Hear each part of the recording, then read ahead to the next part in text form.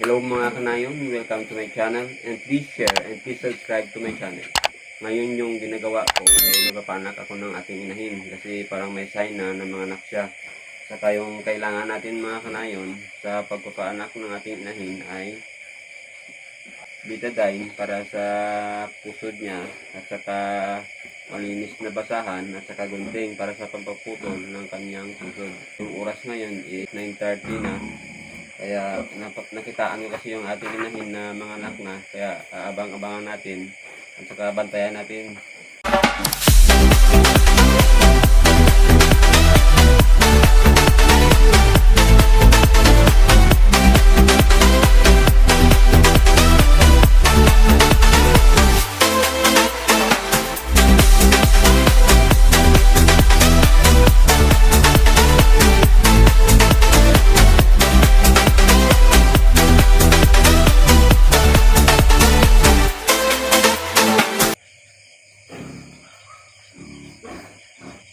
Ang mga sinyalis bago manganak ang ating inahing baboy ay una, hindi mapakali at balisa. Pangalawa, umiipot ang ating baboy na maliliit at bilog na parang ipot ng kambing. At pangatlo, kinakahig niya ang kanyang paa at ang kanyang nguso ay inuungad na parang gumagawa ng butas o gumagawa ng kanyang pugad.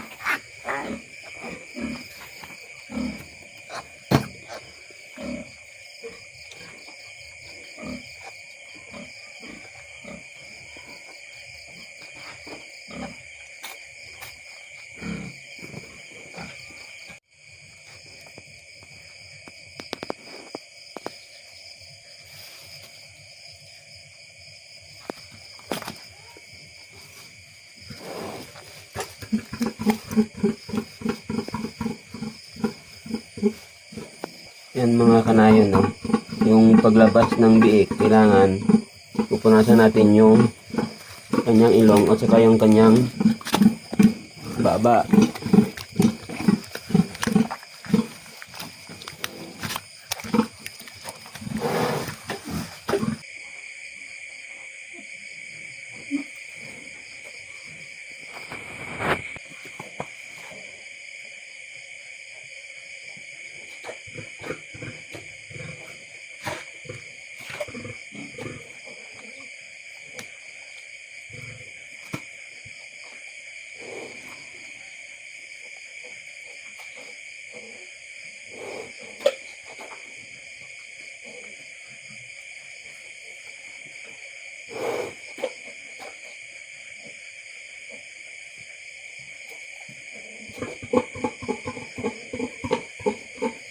kailangan natin punasan agad yung kanyang yung kanyang ilong at saka yung kanyang baba. Kasi minsan may bumabara dyan, kaya hindi siya makahinga. Kaya kailangan punasan natin agad para makahinga siya, para mabuhay.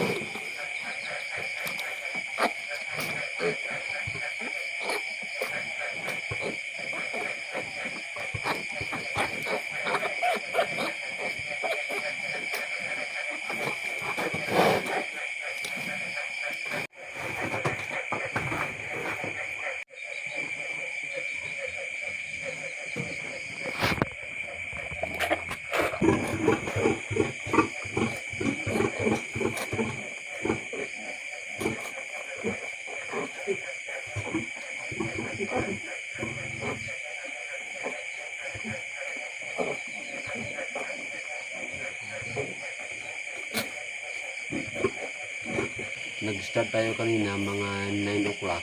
Ngayon mga past na ng 11 p.m. Pero kailangan natin nabantayan talaga yung pagpapanganak ng ating inahin. Kasi minsan hindi natin siguro na minsan pag lumabas yung biik ay nakabalot sa inunan ng inahin. Kaya minsan namamatay yun kasi nabalot. Kaya kailangan yung punitin at saka punasan natin ng basahan yung kanyang ilong, bibig. Pero kung hindi mo nabantayan yung mga kanayon at saka paglabas niya nakabalot sa inunan, mamamatay yun, kaya sayang. Pasto ng halos 2 hours na, yung anak niya is ano pa lang mga kanayon. Ito 5 pa lang. Kasi hindi naman tuloy-tuloy yung pagpanganak niya. Minsan 10 minutes, minsan 20 minutes, tapos naman yung isa. At saka 2 hours na mga kanayon, 5 pa lang yung lumabas. Kaya hintay-hintay lang tayo. At saka abangan natin, at saka babantayan natin.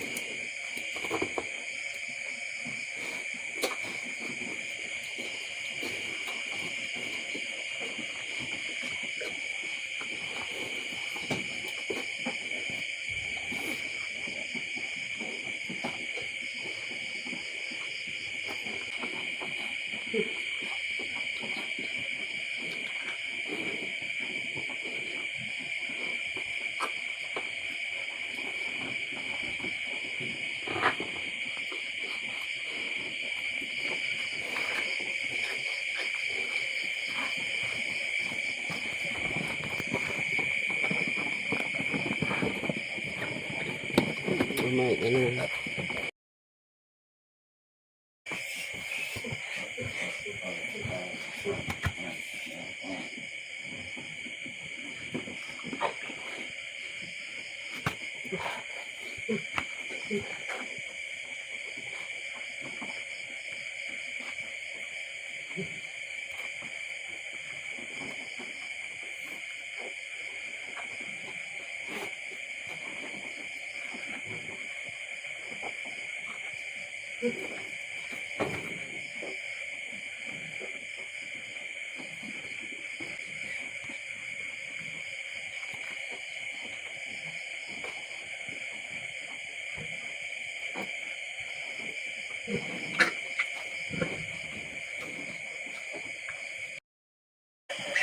Grabe.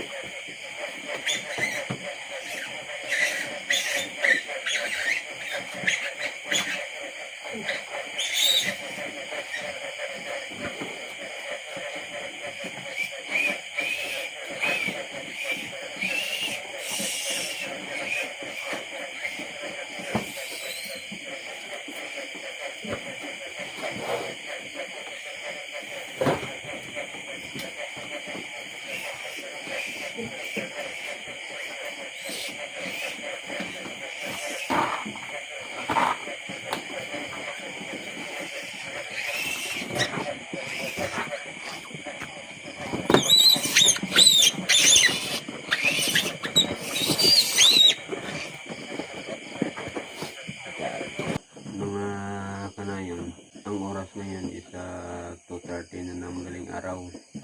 Hindi pa natapos yung papanganak ng ating inahin kasi hindi pa lumabas yung inuna niya. Pero yung anak niya ngayon ay tingnan yung mga kanayon. No?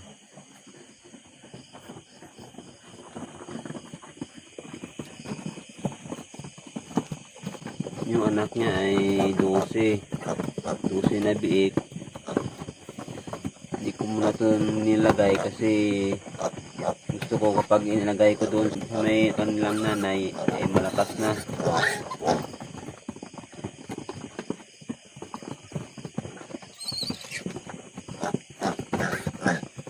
Mga kanayon, tingnan nyo, alas 3 na ng madaling araw, lumabas na yung inuna ng ating inahin. Ibig sabihin yan mga kanayon, kapag lumabas na yung inuna niya, tapos na yung laban. Ang ibig sabihin is, wala na natirang biik sa loob ng kanyang tiyan. Yan na yung last na lalabas, na talagang ubos na yung biik.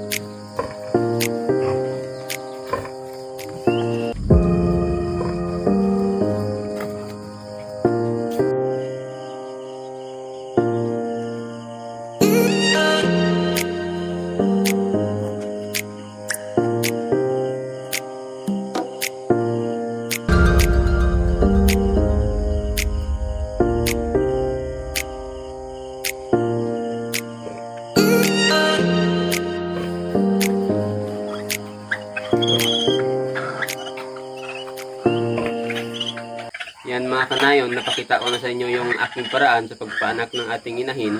At saka yung anak pala ng ating inahin mga kanayon is 12. Pero namatay yung isa, yung natira na lang sa atin is 11 na lang. Sana hindi na tayo mamatayan para tuloy-tuloy na, para may 11 tayong biik na kung pwede alagaan natin o di kaya maibibinta natin para maka-income din tayo ng medyo malaki-laki. At yan mga kanayon, yung mga paraan ko at saka sa pagpapanak ng ating inahin.